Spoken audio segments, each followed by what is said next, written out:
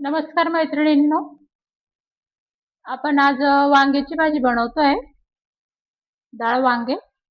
तर तुरीची डाळ टाकून आपण ही भाजी करणार आहे. त्याच्यासाठी मी ही 1 मूठ डाळ घेतलेली आहे, शिजवून घेतलेली आहे. 1 शिट्टी केली आणि लगेच पटापट वाफ काढून मी उघडून घेतलाय कुकर. तर ही जवळजवळ 80-85% शिजलेली आहे ती. तर आता आपण मी जाड चटणी बनवलेली आहे आणि लसूण 7-8 पाकळ्या आणि हळद थोडंसं पाणी टाकून फिरवून घेतलेले मी मिक्सरमध्ये हे.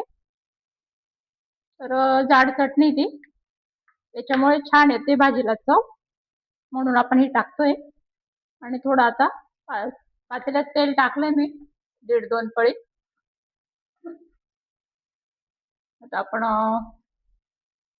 फोडणी देऊ.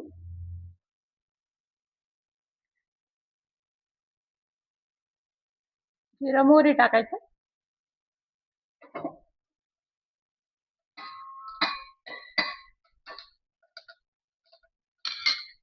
नंतर गॅस बंद करून द्यायचा आणि मग चटणी तळायची.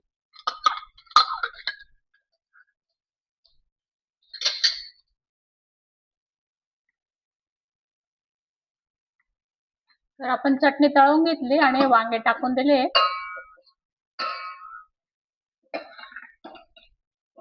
मिक्स करून घ्यायचे छान.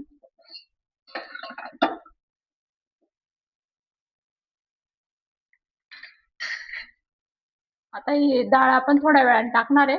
थोडीशी 50-60% वांगे शिजले का मग नंतर डाळ टाकू आपण.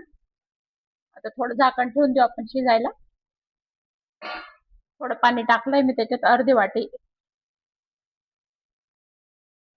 तर मैत्रिणींनो, चटणी तळताना कॅमेऱ्याचं बटन अचानक थोडंसं बंद होऊन गेलं होतं, त्यामुळे ती चटणी तळताना दिसली नाही तुम्हाला. तर थोडीशी शूटिंग पुढे सरकून गेली आहे.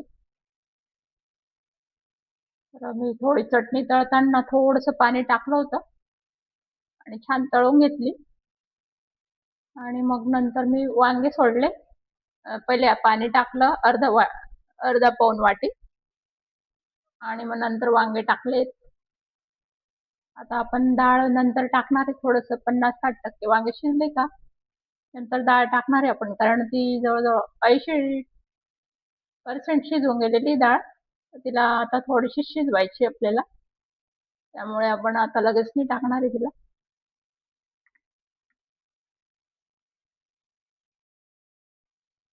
आता वांग्या 80% शिजून गेलेली आपण ही डाळ टाकून देऊ. डाळ 1च मूठ घेतली मी, थोडी कमीच टाकायची, अति पण नाही टाकायची डाळ.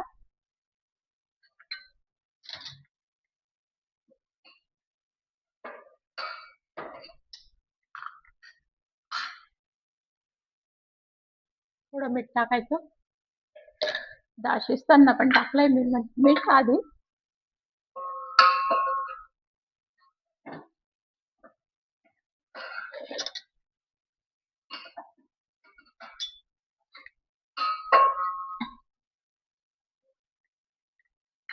आता 2 मिनिटं होऊ द्यायची हिला.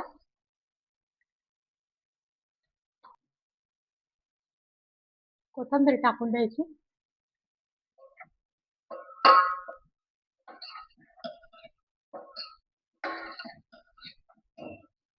आता झालेली मैत्रिणींना आपली भाजी.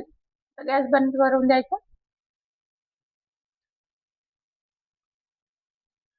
95% शिजवायची फक्त तिला. आणि आता ही भाजी मी एका व्यक्तीपुरतीच केलेली आहे. मग तुम्ही त्यानुसार, तुम्हाला जेवढी करायची जेवढ्या व्यक्तींना त्यानुसार वाढवायची भाजी.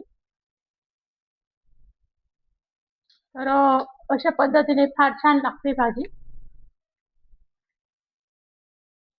तर बघू शकता मैत्रिणींनो, अशा पद्धतीने मी ही भाजी बनवलेली आहे. तर अशा पद्धतीने छान लागते ही भाजी. बनवून बघा. इथं आपला व्हिडिओ समाप्त झालाय. थँक्यू. लाईक करा, सबस्क्राईब करा.